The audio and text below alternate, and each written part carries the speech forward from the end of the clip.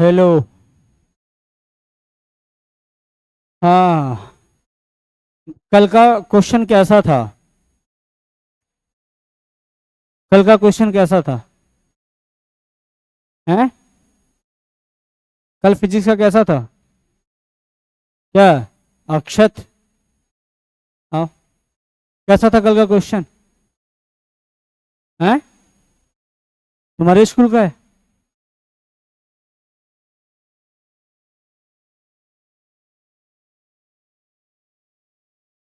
कैसा था? आर्य, आयान, कैसा था कल का क्वेश्चन? ठीक था। चलो, इलेक्ट्रिसिटी में कहाँ तक बता दिया था, याद है किसी को कुछ? ये हमारा इससे पिछले वाले लेक्चर का टॉपिक था। इसमें हमने क्या क्या पढ़ा हुआ था? इसमें हमने पढ़ा हुआ था इलेक्ट्रिक पोटेंशियल डिफरेंस पढ़ लिया था, इलेक्ट्रिक सर्किट पढ़ लिया था, एलिमेंट्स इन इलेक्ट्रिक सर्किट पढ़ लिया था। बचा क्या था? Concept of slope, Ohm's law बता दिया था। ठीक है। और उसके बाद डेफिनेशन ऑफ रेसिस्टेंस और graph of V versus I, ये चीजें बचा हुआ था। तो आज इसको कंप्लीट कर लेते हैं। ठीक। जैसे इलेक्ट्रिक पोटेंशियल की बात कर लो तो ये यहाँ पे बता दिया था इलेक्ट्रिक पोटेंशियल क्या होता है। इलेक्ट्रिक पोटेंशियल क्या होता है? Work done per unit charge होता है। ठीक है, work done per unit charge होता है। और यहाँ पे मैंने बताया था कि यहाँ का जो पोटेंशियल होगा क्या होगा, यहाँ से ज्यादा या कम?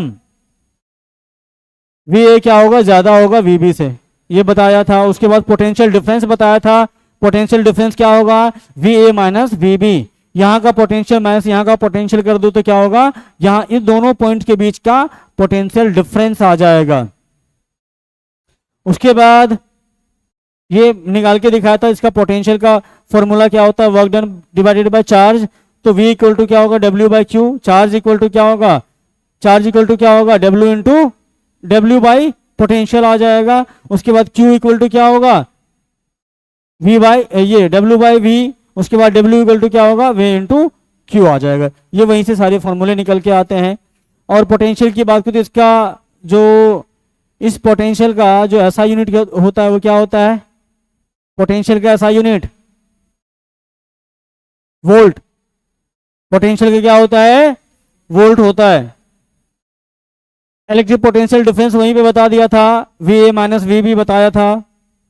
उसके बाद इसको हटा दो। उसके बाद इलेक्ट्रिक सर्किट बताया था। इलेक्ट्रिक सर्किट में इस सर्किट में यूज होने वाले जो इक्विपमेंट्स है, इक्विपमेंट भी बता दिया था, कौन कौन सा इक्विपमेंट्स इस्तेमाल होता है। जैसे इलेक्ट्रिक सेल होता है, इसका जो सिंबल बता दिया था, कौन कौन सा सिंबल किस किस का है ये बता दिया था। ये याद रखने वाला है, तुम्हारे एग्जाम में आएगा। जो ऑब्जेक्टिव होता है बोर्ड्स में जो आते हैं, इसमें से कोई भी एक सिंबल देगा, पूछेगा कि ये सिंबल किसका है। ठीक है, तो याद रहने चाहिए ये सारे सिंबल्स। उसके बाद बताया था ओम्स लॉ। ओम्स लॉ क्या बताया था, Ohm's law states that the current I flowing through a conductor is directly proportional to the voltage applied. ठीक है, जो ओम्स लॉ होता है वो क्या होता है, क्या कहता है Ohm's law? Ohm's law states that the voltage current flowing any conductor is directly proportional to the voltage applied. जितना ज्यादा वोल्टेज अप्लाइड होगा उतना ही ज्यादा उस कंडक्टर के साथ क्या होगा, करंट फ्लो करेगा। ठीक है, तो उससे मैंने क्या किया था, I directly proportional to V किया, I equal to V by R किया। तो वन बाई आर यहाँ पर क्या आया था, प्रोपोर्शनैलिटी कांस्टेंट आया, जहां पे आर क्या होता है, यहाँ का उस कंडक्टर का क्या होता है, रेसिस्टेंस होता है। तो ये वाला तुम्हें आंसर नहीं करने हैं। What is Ohm's law? तुम्हारा आंसर क्या होगा, it's very useful law, nice law, it's very good law, I have studied this law. ये लॉ नहीं चलेगा, लॉ ये चलेगा तुम्हारे एग्जाम में। ठीक है। उसके बाद था इंपॉर्टेंट की slope of, concept of slope क्या था। ठीक है, कॉन्सेप्ट ऑफ स्लोप यहां से हमें पढ़ने थे, वहां तक बता दिया था।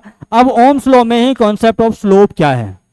ठीक है, अब देखो ओम्स लॉ हमारा क्या बोला था, ओम्स लॉ में क्या बोला गया कि भाई जो V है डायरेक्टली प्रोपोर्शनल टू क्या होता है, I होता है। तो V इक्वल टू क्या होता है, कौन सा लिखाया था तुमको, I directly proportional to V लिखाया था। या फिर यहाँ पे ये डायरेक्ट ये भी कह सकते हो आई, तो v इक्वल टू क्या होगा, आई इंटू आर होता है।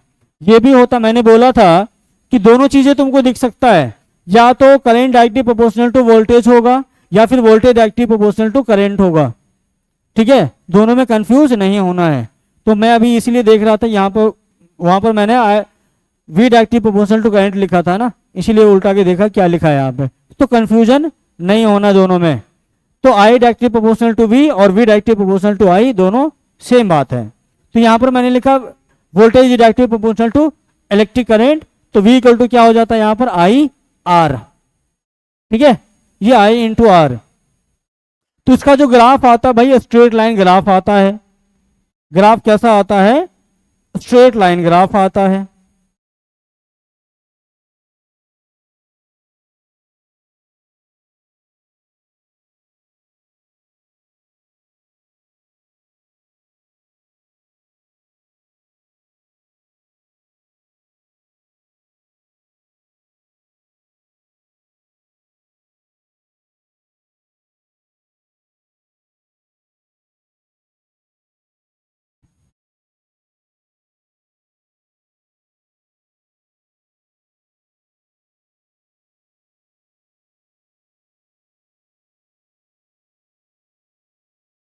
इधर की तरफ करंट लो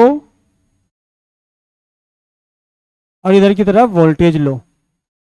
ठीक है, इधर क्या लिया, करंट, और इधर वोल्टेज ले लिया। अब इसके ग्राफ की बात करोगे ना, तो देखो 1 2, इसको उल्टा कर देता हूं, रुक जा, इधर ही वोल्टेज लेता हूं, आई करंट। ठीक,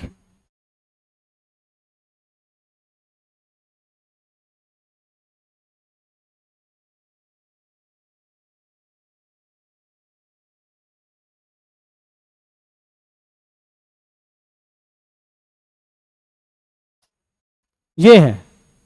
तो देखो यहां पर क्या होगा, आई इक्वल टू क्या होगा, वी बाई आर ना, I equal to V by are.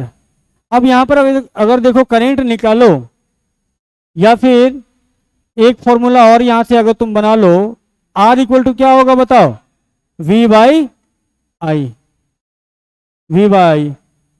तब इसको फिर उल्टा करना पड़ेगा,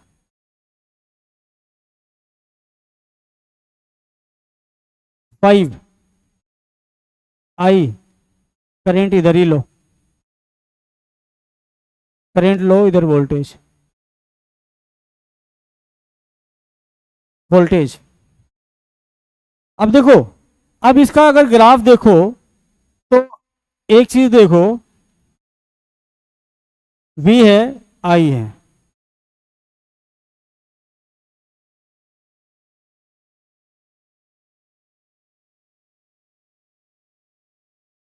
हमने आर इक्वल टू 1 ओम रखा, और वोल्टेज को हमने लिया है, और वोल्टेज लिया है यहां पर, मान लो 1 वोल्ट का वोल्टेज लिया। तो बताओ यहां से आई कितना होगा,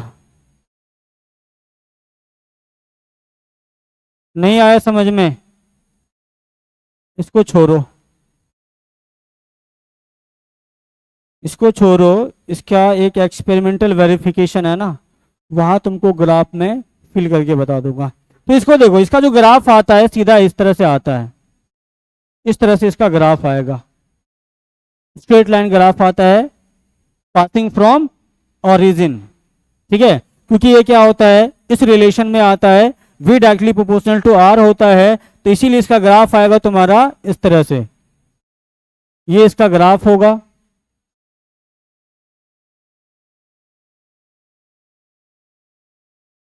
तो ओम्स लॉ के हिसाब से किसी भी कंडक्टर का जो ग्राफ आएगा वोल्टेज वर्सेस करंट का, वो इस तरह से आएगा, straight line passing from origin. ठीक है, तो यहां पर एक चीज तुम देख सकते हो, क्या क्या देखोगे कि ये वाला लाइन तुम देख रहे हो, ये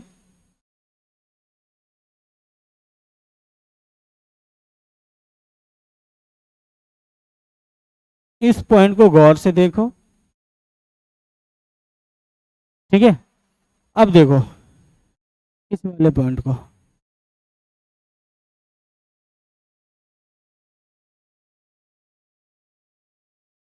ये सब के सब क्या है, पॉइंट है। कौन सा है, 1:1 का पॉइंट है, ये 2:2 का है, ये 3:3 का, ये 4:4 का है। ये तुमने कोऑर्डिनेट ज्योमेट्री में पढ़ा होगा, पढ़ा है ना ये वाला। तो ये बताओ, ये 1:1 होगा, 1,1, ये 2,2 होगा, ये 3,3 होगा, ये 4,4 ये होगा। इसको अलग अलग मैं नाम दे दूं, अलग अलग नाम दे दूं, ये A B C D। तुमने क्या 9th में पढ़ा था स्लोप? स्लोप जानते हो क्या होता है? स्लोप मतलब होता है तिरछापन, इंक्लिनेशन। स्लोप मतलब तिरछापन, कितना तिरछा है। अगर मैं एक सीढ़ी ऐसे लगाऊं और एक सीढ़ी ऐसे लगाऊं तो स्लोप किसका ज्यादा है? इसका ज्यादा है, इसका कम है, इसका और कम है, इसका और कम है। जितना ज्यादा तिरछा है उतना ज्यादा स्लोप है, ठीक है। तो अब जो स्लोप देखो, यहां से भी हम मैथमेटिक्स के तरीके से स्लोप निकाल लेते हैं। देखो यहां से अगर स्लोप निकालोगे इस वाले ग्राफ से, तो टेन थीटा लिखते हैं स्लोप को। स्लोप होता क्या है, ये वाला एंगल होता है, ये वाला क्या होता है, एंगल होता है, ठीक है। स्लोप ये वाला एंगल होता है। और स्लोप निकालने के लिए फॉर्मूला होता है फिजिक्स में, ठीक है, और मैथ में भी होता है। देखो अगर मैथमेटिकल तरीके से स्लोप निकालोगे वो भी आ जाएगा, फिजिक्स के तरीके से निकालोगे वो भी आ जाएगा। अगर तुम मैथमेटिक्स के तरीके से निकालना चाहते तो तुमने पढ़ा होगा भाई tan theta. Tan theta equal to, तुमने एक राइट एंगल ट्रायंगल में पढ़ा होगा टेन थीटा, पढ़ा है ना राइट एंगल ट्रायंगल में? नहीं पढ़ा बोलो, मना कर दो, नहीं पढ़े, मना कर दो, हैं नहीं पढ़े हो? ए बी सी, ये थीटा मैंने मान लो यहां पर दिया हुआ, ठीक है। तो किसी भी दो पॉइंट के बीच में तुम देख लो, तुम इस वाले ट्रायंगल की बात कर लो, तुम इस वाले ट्रायंगल की बात कर लो, इस वाले ट्रायंगल की बात कर लो, इस वाले ट्रायंगल की बात कर लो। ये ज्यादा नहीं चमक रहा है ना, चमकाता हूं अभी।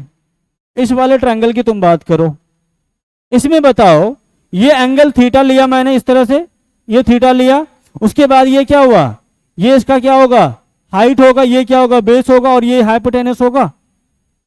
मैंने उसको अलग कर लिया। अब इस ट्रायंगल में मुझे ये बता दोगे कि टेन थीटा लगाओगे तो क्या मिलेगा। टेन थीटा यहां पे लगाओ, इस ट्रायंगल की बात करो तो यहां पर ये क्या होगा, 1, ये भी क्या होगा 1। तो टेन थीटा इक्वल टू क्या आएगा बताओ, P/H आता है तो क्या होगा, 1/1 आएगा। टेन थीटा इक्वल टू 1 आया, ठीक है। तो अगर मैं इस वाले ट्रायंगल की बात कर लूं, अगर मैं बड़े वाले ट्रायंगल की बात कर लूं, इसकी बात कर लूं, तब बताओ टेन थीटा का वैल्यू कितना आएगा। तो यहां से भी क्या वही आएगा क्या, टेन थीटा इक्वल टू उसके लिए क्या आएगा बताओ, इस वाले ट्रायंगल की बात कर रहा था ना मैं, तो बताओ क्या आएगा, 3/3 आएगा, ये भी 1 आएगा। तो कहीं भी दो पॉइंट से भी इसको भी देखोगे ना, इसके बीच का भी स्लोप देखोगे ना, तो हमेशा सब जगह क्या होगा, सेम ही स्लोप आएगा। सेम स्लोप आएगा का मतलब क्या है, सब जगह इसका क्या होगा, एंगल सेम है। अब देखो इस एंगल के पीछे की कहानी, अब इस एंगल के पीछे की कहानी देखो।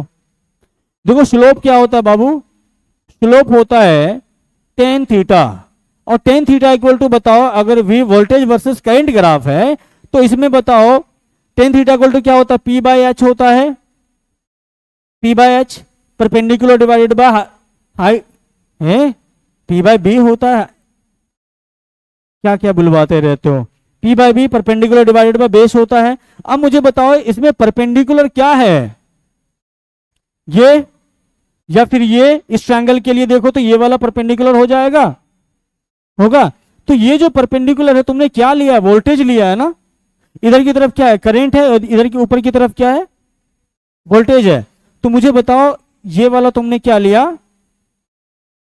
V लिया, हाँ V, बाई, नीचे वाला ये क्या होगा, बेस, बेस में क्या है, करंट है, तो करंट लिया, करंट लिया। तो अब मुझे ये बताओ V by I, V by आई क्या है, R है। तो अगर ग्राफ दिया हुआ है वोल्टेज वर्सेस करंट का, अगर तुम उसका स्लोप निकाल लेते हो तो वो क्या मिलेगा तुमको, उस स्लोप का, स्लोप से क्या मिलेगा, रेसिस्टेंस मिलेगा। तो किसी भी ओमिक कंडक्टर के का अगर तुमको ग्राफ दिया हुआ है, वोल्टेज वर्सेस करंट का ग्राफ दिया हुआ है ना, तो उस ग्राफ का अगर तुम स्लोप निकाल लेते हो तो वो स्लोप तुमको क्या देगा, उस कंडक्टर का रेसिस्टेंस देगा। ठीक है, इतनी बात समझ में आ गई। मैं इसको दोबारा लिख देता हूं,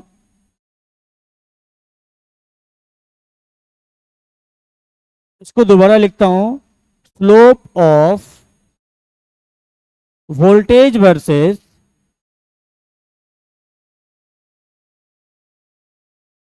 current graph is equal to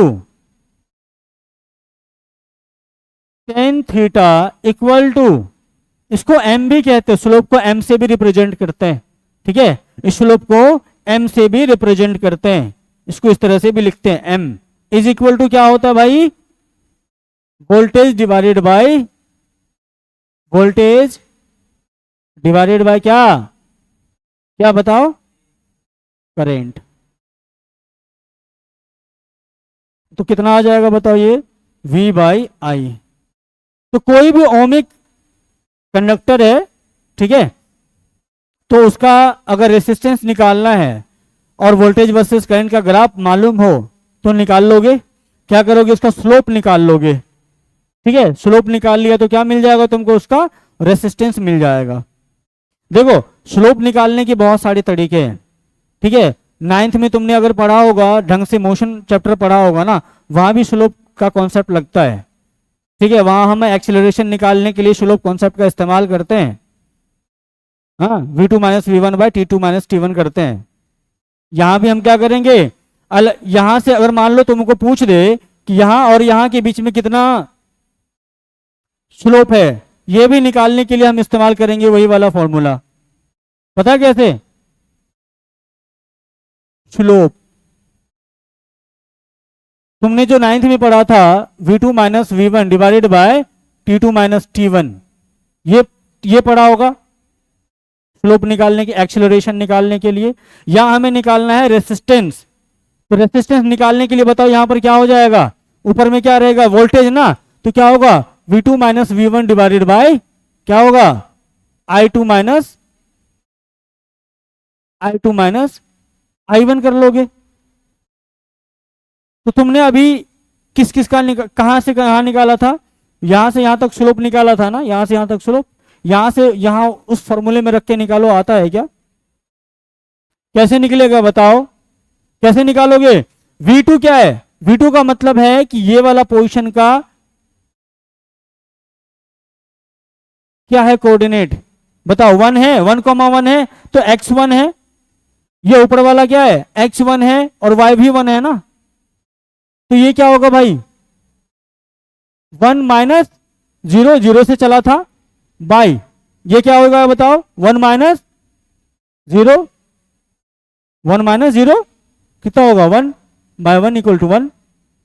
या फिर मान लो तुमको यहां से लेके या फिर यहां से लेके यहां तक का स्लोप निकालना है, अगर यहां से लेके यहां तक का भी स्लोप निकालोगे फिर भी तुम्हारा वही आएगा, लेकिन निकालोगे कैसे भाई, टेन थीटा इक्वल टू क्या होगा, v2 minus V one divided by I2 minus I1 करोगे। बताओ v2 यहां पर कितना होगा, 4 माइनस 3, अच्छा यहां 2 लिया था, b वाला लिया था, हाँ b से d ना, तो क्या होगा 2 by 4 minus 2 equal to 2 by 2 equal to 1। Same slope आया, मतलब क्या है, पूरे लाइन का क्या होगा, स्लोप सेम है, मतलब एंगल सेम है टोटल। ठीक है, और एंगल सेम है तो क्या होगा तुम्हारा, रेसिस्टेंस इसका क्या होगा, उस कंडक्टर का, पूरे कंडक्टर का हमेशा सेम रेसिस्टेंस रहेगा। कोई भी कंडक्टर है अगर उसका वोल्टेज वर्सेस करंट ग्राफ दिया हुआ है तो समझ लो उसका रेसिस्टेंस क्या है, इसका स्लोप होगा। तो यहां पर एक पॉइंट नोट करके लिख सकते हो,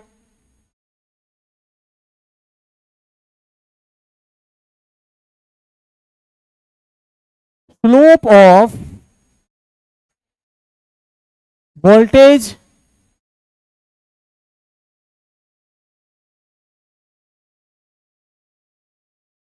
वर्सेस करंट ग्राफ gives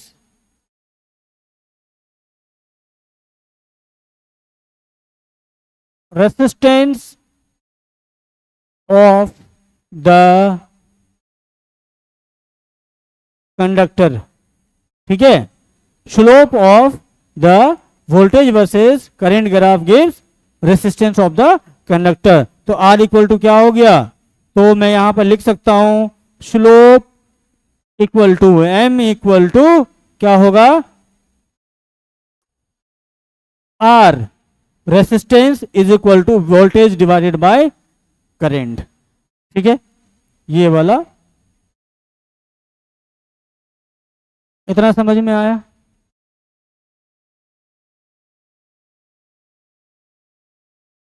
लिखोगे इसको, या एक फॉर्मूला और यहां पर मैं लिख देता हूं, उसके बाद तुम लोग लिखना। एक फॉर्मूला और क्या है, स्लोप निकालने का जो जनरल फॉर्मूला है वो क्या हो जाएगा बताओ, V2 minus V1 divided by I2 minus I1। ये क्या है, यूनिवर्सल फॉर्मूला है, ये कहीं भी लगा लो चल जाएगा। वो तुम्हारा इससे पहले ये बताया था क्या, मैथमेटिकल फॉर्मूला था, और ये यूनिवर्सल फॉर्मूला है, ये कहीं भी चलता है।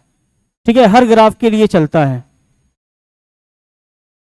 नोट करो।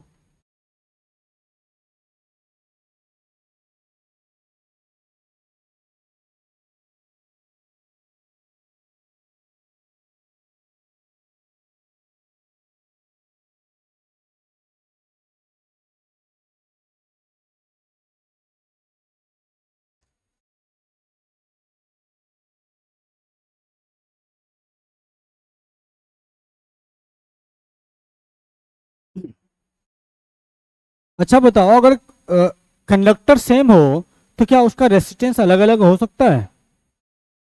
अगर मान लो कि एल्युमिनियम की तार है, उसकी जो भी रेसिस्टेंस है, तो क्या पूरे एल्युमिनियम की तार की रेसिस्टेंस वही रहेगी या अलग अलग हो सकती है?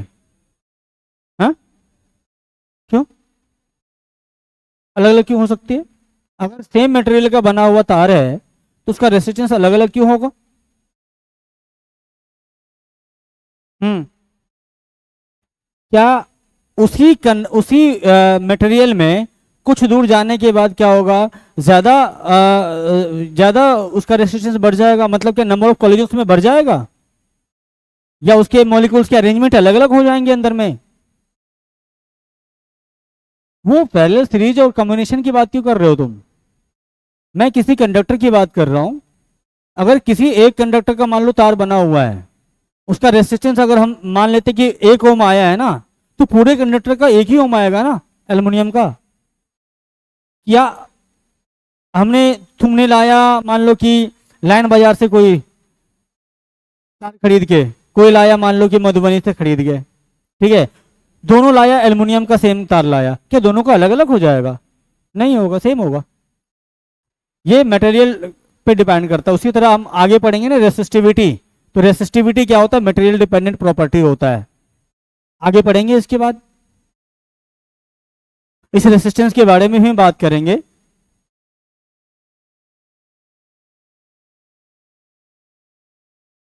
हाँ, रेडियस से, हाँ उससे भी फर्क पड़ता है, उससे भी फर्क पड़ेगा, बात करेंगे उसके बारे में। लेकिन हम अगर सेम तार की बात करें, सेम मटेरियल की बात करें, तो उसमें उसका रेसिस्टेंस क्या होगा, सेम ही रहेगा। अगर रेडियस अलग कर देते, लेंथ अलग कर देंगे, उसका तो अलग तो होगा ही ना। ठीक है, लेकिन अगर मटेरियल सेम है और सेम चीज है तो उसका वही सेम रहेगा।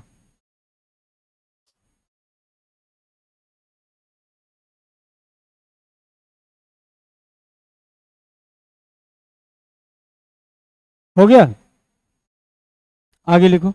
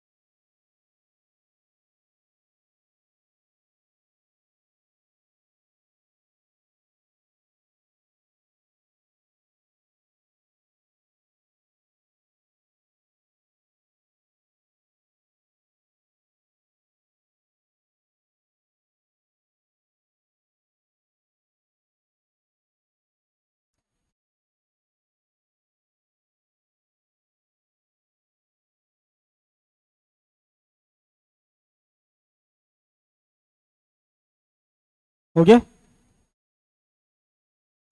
अब आगे क्या है, experimental verification of Ohm's law. Experimental verification of Ohm's law. अब देखो एक्सपेरिमेंट कैसे करते हैं ना,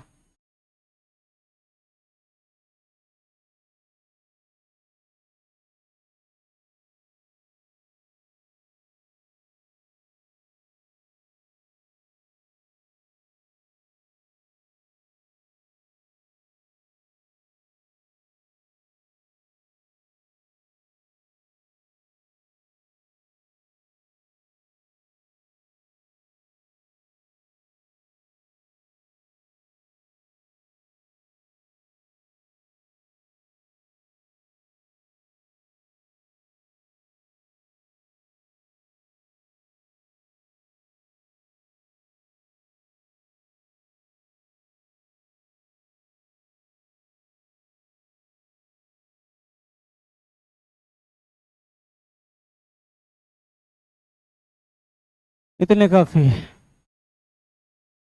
देखो फॉर्मूला क्या कहता है, ये फिर से एक ग्राफ बना लेना है।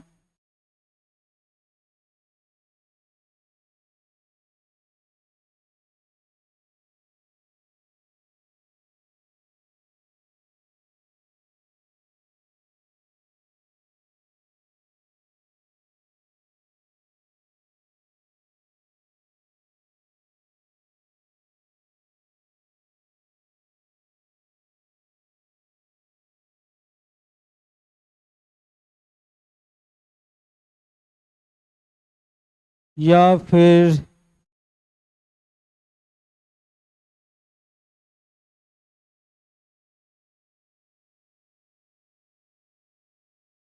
इसको ठीक है, ये ऐसा है, करंट वर्सेस वोल्टेज का ग्राफ ऐसा है।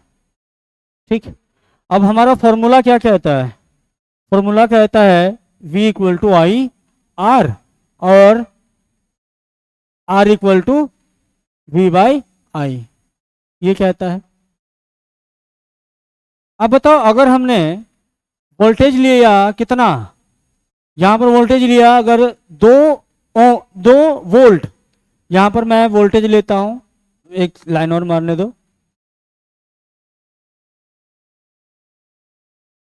यहां पर लिया हमने वोल्टेज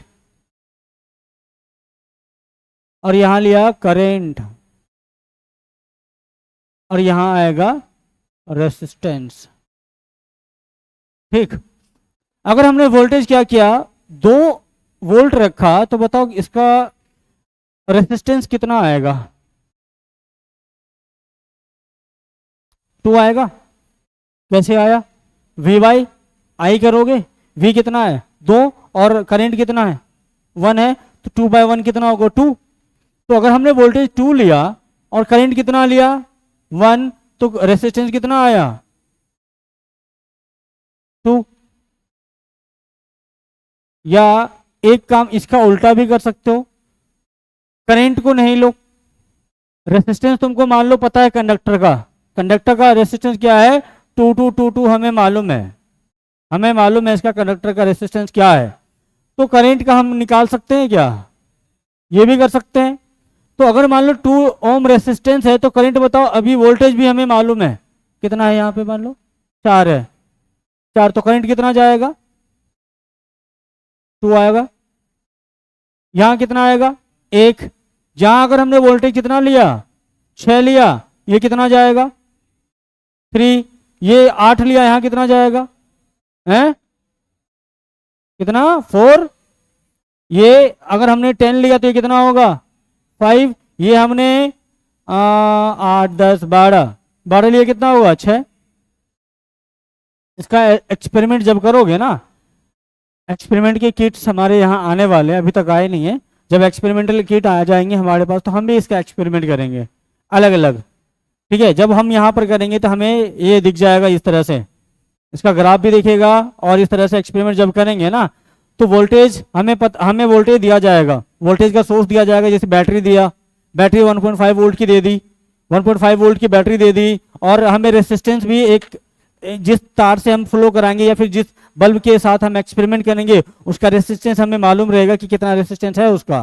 फिर हम एक्सपेरिमेंट करेंगे और देखेंगे कि कितना करंट उससे फ्लो हो रहा है। अगर इस ऑर्डर में करंट आया ना तो हम समझ जाएंगे क्या है, उसका ग्राफ इस तरह से आएगा। अगर इस तरह से ग्राफ आ गया ना तो समझ जाओगे क्या है वो जो कंडक्टर है कैसा है, ओमिक कंडक्टर है, या ओम, वो जो कंडक्टर है ओम्स के लॉ को फॉलो कर रहा है। ठीक है, अगर इस तरह का ग्राफ आ जाएगा तो वो क्या होगा, ओम्स के लॉ को फॉलो करेगा। अगर इस तरह का ग्राफ नहीं आए तो ओम्स के लॉ को फॉलो नहीं करेगा। वहीं पे हमने क्या किया, ज्यादा ज्यादा वोल्टेज लिया है। वोल्टेज कम लेके भी कर सकते हो, जैसे मान लो हमने 1.5 वोल्ट का वोल्ट ले लिया, 1.5 के बाद हमने 2 वोल्ट ले लिया, 3 वोल्ट ले लिया। रेसिस्टेंस हमें पता है, करंट निकालोगे फिर भी ग्राफ तुम्हारा इसी तरह से आएगा। मैं तो पहले ही यहाँ पे ग्राफ बना दिया ना, लेकिन अगर तुम ग्राफ बनाओगे दोबारा इसी तरह से तो आ जाएगा तुम्हारा ये।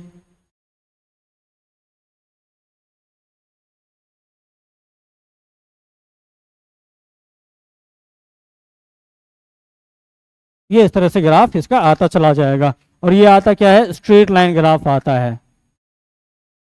ठीक है,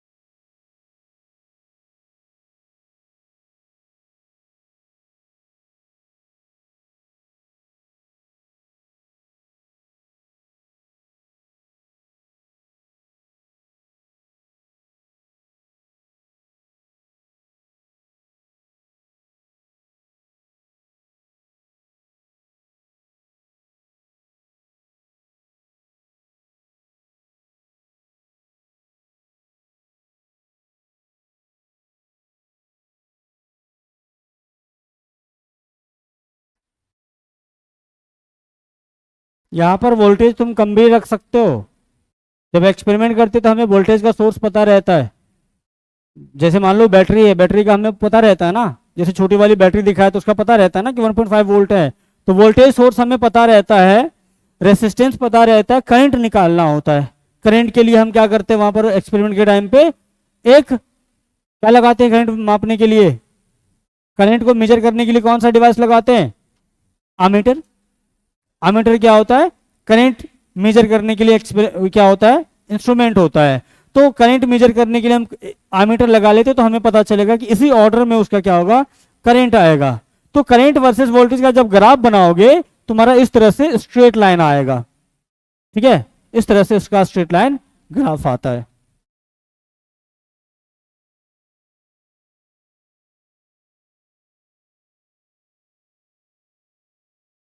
अब जरूरी नहीं कि हमेशा इसका एंगल ऐसा ही रहे, ये ऐसा भी हो सकता है।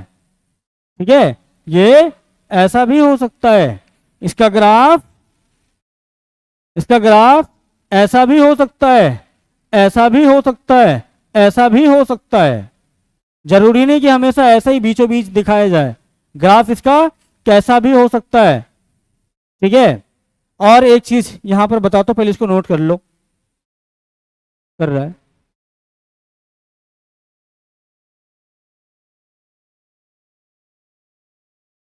हो गया क्या, एक चीज और देखो,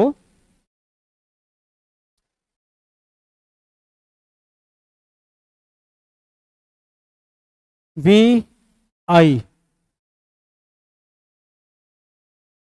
ये है θ1,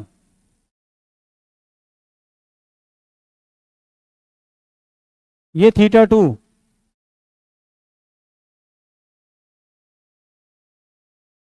ये θ3, ये θ4 है।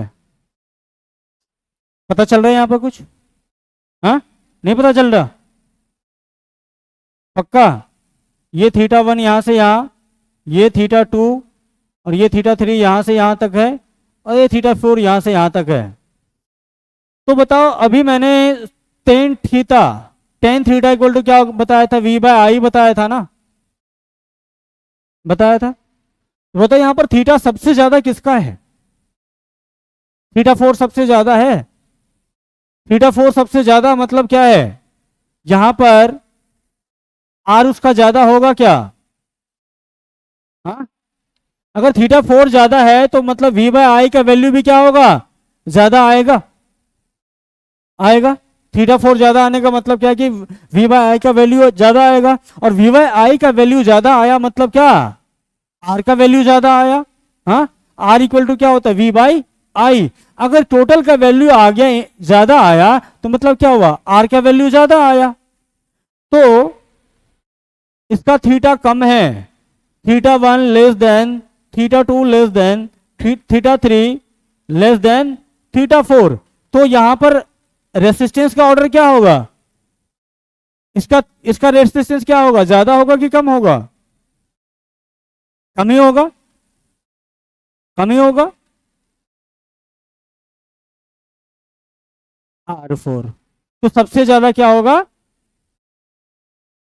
R4। मतलब क्या, इसका अगर मान लो इस कंडक्टर का R4 है, ये R3 है, ये R2 है, और ये R1 है। ये अलग अलग कंडक्टर, अलग अलग ओमिक कंडक्टर का जो ये वोल्टेज वर्सेस करंट ग्राफ है दिखाया गया था। अलग अलग ओमिक कंडक्टर का क्या है, वोल्टेज वर्सेस करंट का ग्राफ दिखाया गया। इसका, इस कंडक्टर का रेसिस्टेंस R1 है, इस कंडक्टर का रेसिस्टेंस R2 है, इस कंडक्टर का रेसिस्टेंस R3 है, इसका R4 है। तो कह रहा भैया किसका ज्यादा रेसिस्टेंस है, कौन सा ज्यादा रेसिस्टेंस शो करेगा, जो जिसका सबसे ज्यादा क्या होगा, एंगल होगा आई के साथ। आई के साथ जिसका जितना ज्यादा एंगल होगा उतना ज्यादा उसका रेसिस्टेंस होगा। इतनी बात आ गई समझ में? ठीक है, बड़े आगे इसको नोट कर लो। ये अभी भले तुमको टेंथ में मॉड्यूल में सवाल मिल जाए, ठीक है, लेकिन तुमको बोर्ड में शायद नहीं आए, लेकिन कॉन्सेप्ट अच्छा है, नोट कर सकते हो।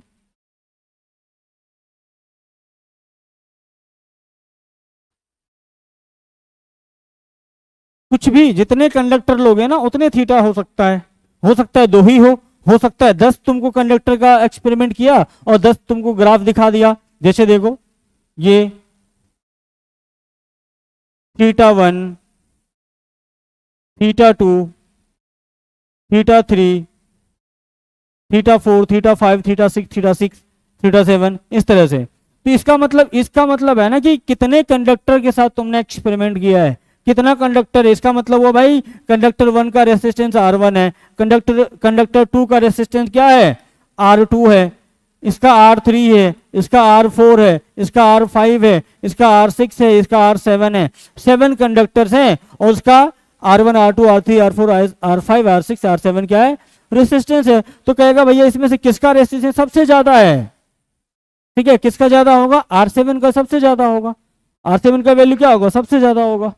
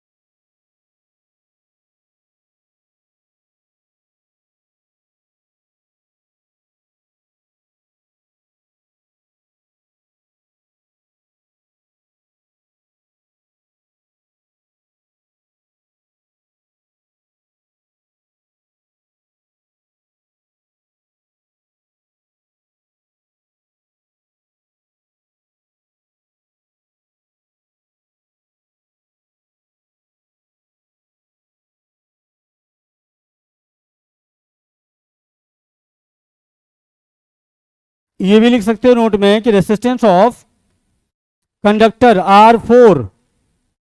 R4 is greater than the all conductors because slope of R4 is greater or angle with current I is greater. ठीक है, एंगल जो है करंट I के साथ R4 का वो क्या है, ज्यादा है, इसीलिए उसका क्या होगा, रेसिस्टेंस ज्यादा होगा. या फिर ये कह सकते हो कि भैया स्लोप जो है R4 का जो स्लोप है वो क्या है, ज्यादा है, इसीलिए उसका क्या होगा, रेसिस्टेंस ज्यादा होगा.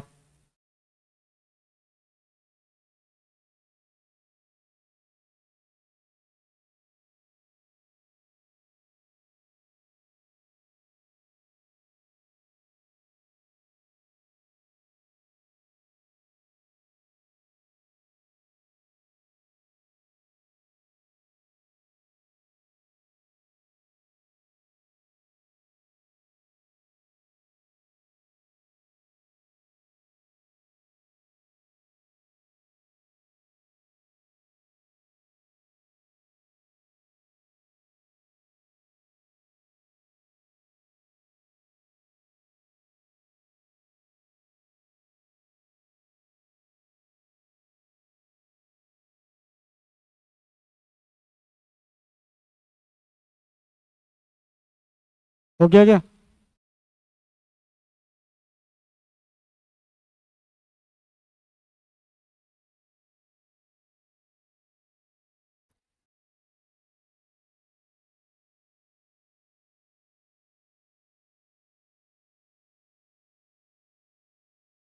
ठीक है, अब आगे है डेफिनेशन ऑफ रेसिस्टेंस. इसका डेफिनेशन कोई बताओगे क्या होता है रेसिस्टेंस का डेफिनेशन?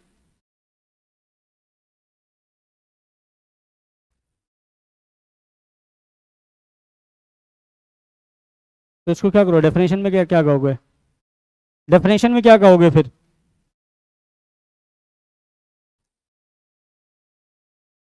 द कैपेसिटी ऑफ, कल तोरना का डेफिनेशन, एक तोरना का हिंदी पूछा था, नहीं तोरना का इंग्लिश पूछा था, आज रोकना का हिंदी पूछ रहा है, हैं?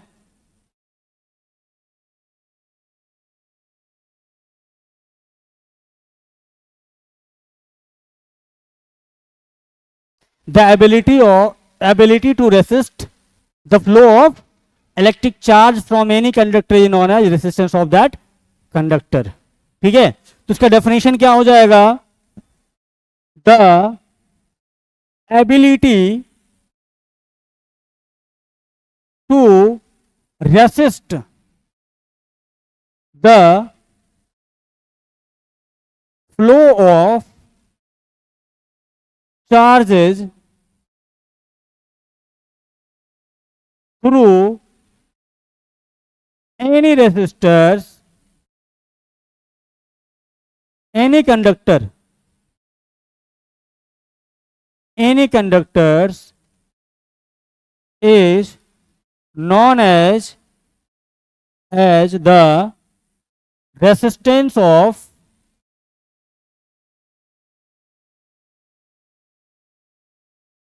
the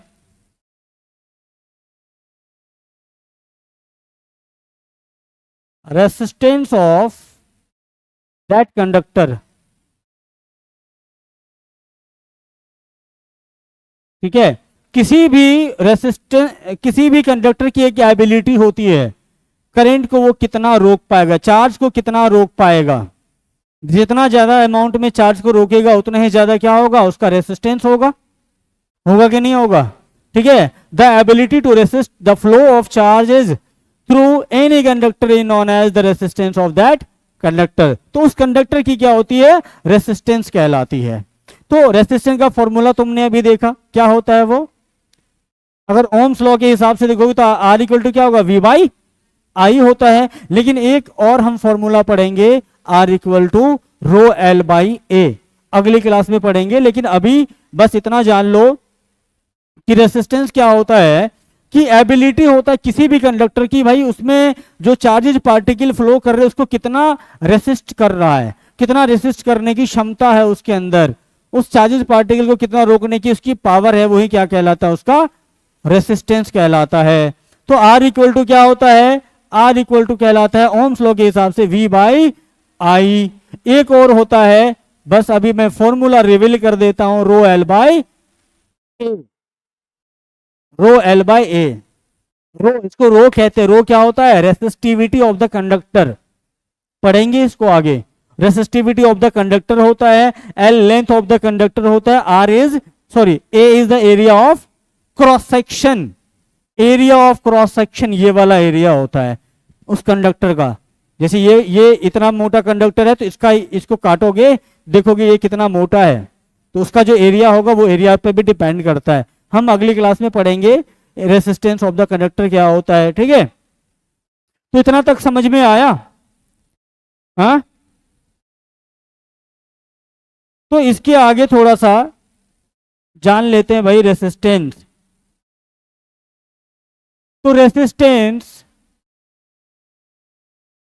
इक्वल टू क्या हो गया, V बाय आई हो गया, ठीक है। या मैं इसको पूरा लिख देता हूं,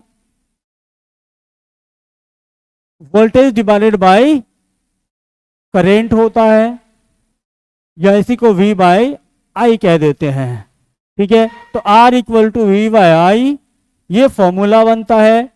उसके बाद SI unit of resistance is equal to ohm, OHM।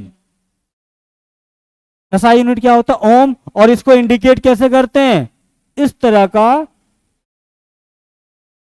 Symbol बना के, ये होता है ओम का सिंबल। जैसे तुमने देखा होगा कहीं लिखा रहता है R इक्वल टू 5 ओम, इस तरह से लिखा रहता है। R इक्वल टू 2 ओम, इस तरह से लिखा रहता है। 3 ओम, इस तरह से लिखा रहता है। ये क्या है, रेसिस्टेंस का सिंबल होता है, ठीक है।